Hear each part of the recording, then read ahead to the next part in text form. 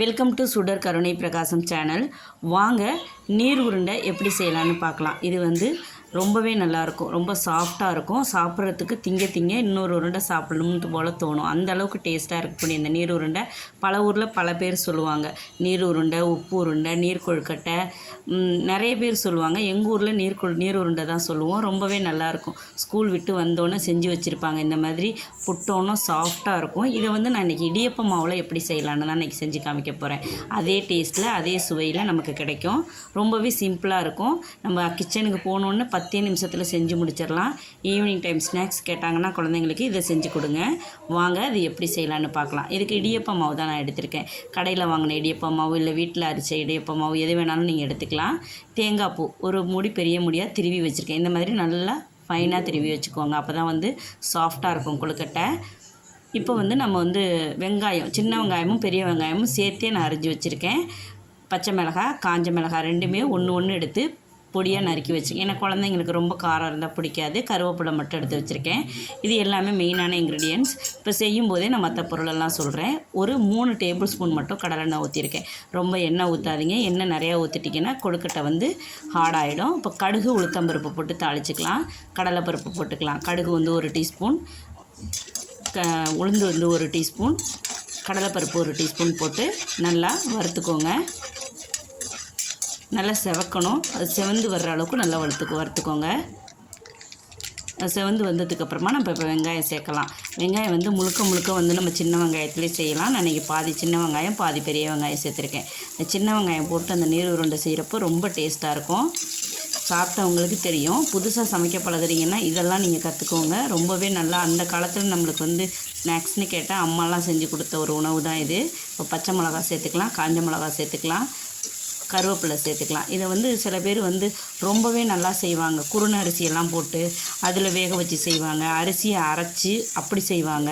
நிறைய விதமாக செய்வாங்க. நான் இன்றைக்கி ஈஸியாக சிம்பிளாக 10 நிமிஷத்தில் செய்யணும் அப்படின்னா நம்ம இந்த நீர் உருண்டையை இடியப்ப மாவில் செஞ்சு காமிச்சிருக்கேன். அதே டேஸ்ட்டில் அதே சுவையில் வரும். இப்போ கல் உப்பு கொஞ்சம் சேர்த்து நம்ம அந்த வெங்காயத்துக்கு மட்டும் உப்பு சேர்த்துருக்கோம். வதக்கி எடுத்து வச்சுட்டு இப்போ மாவை பிசைஞ்சிக்கலாம்.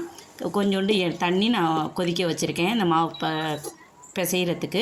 இப்போ மாவில் உப்பு கொஞ்சமாக சேர்த்துட்டு கலந்துட்டு இப்போ வெந்நீரை ஊற்றிக்கலாம். நல்லா தளன்னு கொதிக்கணும் இந்த வெந்நீர். அந்தளவுக்கு கொதிக்கிற வெந்நீரை இதில் ஊற்றிக்கோங்க. ஊற்றி நல்லா தளர பிசைஞ்சிக்கோங்க. ரொம்ப இறுக்கமாக பிசையாமல் தளர பிசைஞ்சிக்கோங்க. அப்போ தான் நம்ம இந்த தாளித்த மாவை இதெல்லாம் கொட்டினதுக்கப்புறமா நமக்கு மாவு நல்லா ஹார்டாகிடும். தளரன்னா ரொம்ப தண்ணி ஊற்றிட வேண்டாம். கொஞ்சம் நம்ம உருண்டை பிடிக்கிற அளவுக்கு நல்லா சாஃப்டாக இருக்கணும்னா கொஞ்சம் தளர இந்த மாதிரி தண்ணி ஊற்றி அந்த கொதிக்கிற வெந்நீர் நல்லா தண்ணி கொதிக்கணும். அந்த அளவுக்கு இருந்தால் தான் அந்த மாவு நல்லாயிருக்கும். நம்ம இடியப்பத்துக்கெல்லாம் எப்படி பிசைவோமோ அந்த மாதிரி அதை விட நான் கொஞ்சம் தளர பிசைஞ்சிக்கோங்க. இப்போ இந்த மாதிரி பிசைஞ்சிட்டு நம்ம தாளித்து வச்சுருக்கிற இந்த வெங்காயம் அதில் நம்ம இந்த மாவை கொட்டிக்கலாம். சிம்பிள் ரெசிபி தான். ஆனால் நீங்கள் செய்கிற முறையை கரெக்டாக செஞ்சிட்டிங்கன்னா இந்த நீர் உருண்டை ரொம்பவே நல்லாயிருக்கும். சாஃப்டாக இருக்கணும். நம்ம நீர் உருண்டைன்னா கையில் எடுத்தோம்னா 2 விரலை வச்சு அப்படி அமுக்கணுன்னா அப்படியே உடையணும். அதுதான் நீர் உருண்டை நல்லா இருக்குன்னு சொல்லுவாங்க. ரொம்ப கல் மாதிரி இருந்தால் திங்க முடியாது குழந்தைங்களுக்கு. இப்போ நல்லா அந்த வெங்காய தாளிசத்தோடு எடுத்து போட்டு கலந்துட்டு நம்ம இந்த மாதிரி எடுத்து வச்சுட்டு இதுக்கப்புறம் தான் நம்ம தேங்காய் பூ சேர்க்க போகிறோம். சில பேர் வதக்கும் போதே தேங்காய் பூவையும் போட்டு வதக்குவாங்க. அது நரன்னு இருக்கும். அந்த பாலெல்லாம் இழுத்துரும். நம்ம தேங்காய் பூவை ஃப்ரெஷ்ஷாக போடுறப்போ கொழுக்கட்டை ரொம்ப இந்த நீர் உருண்டை ரொம்பவே சாஃப்டாக இருக்கும். ஏன்னா நம்ம இடியப்ப மாவில் செய்கிறதுனால இந்த மாதிரி முறையில் நீங்கள் செய்யுங்க. ரொம்பவே நல்லாயிருக்கும்.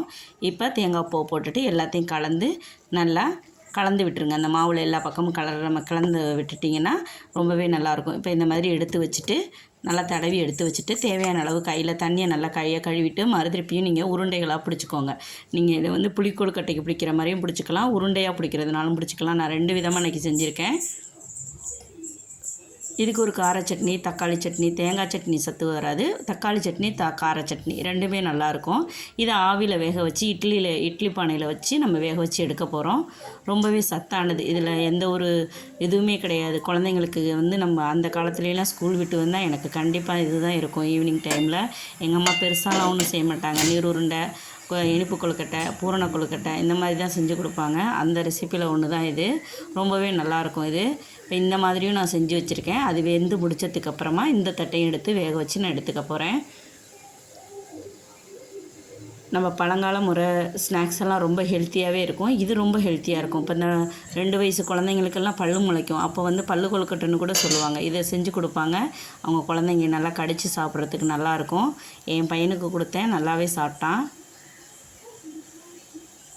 இப்போ இந்த மாதிரி நல்லா வெந்து வந்துடுச்சு. இப்போ இதை எடுத்துகிட்டு இந்த தட்டையை நான் வச்சு வேக வச்சு எடுத்துக்க போகிறேன். இப்போ நீர் உருண்டை ரெடி ஆகிடுச்சு. இந்த நீர் உருண்டை ரெசிபி யாருக்கெல்லாம் பிடிக்கும்னு சொல்லுங்கள்.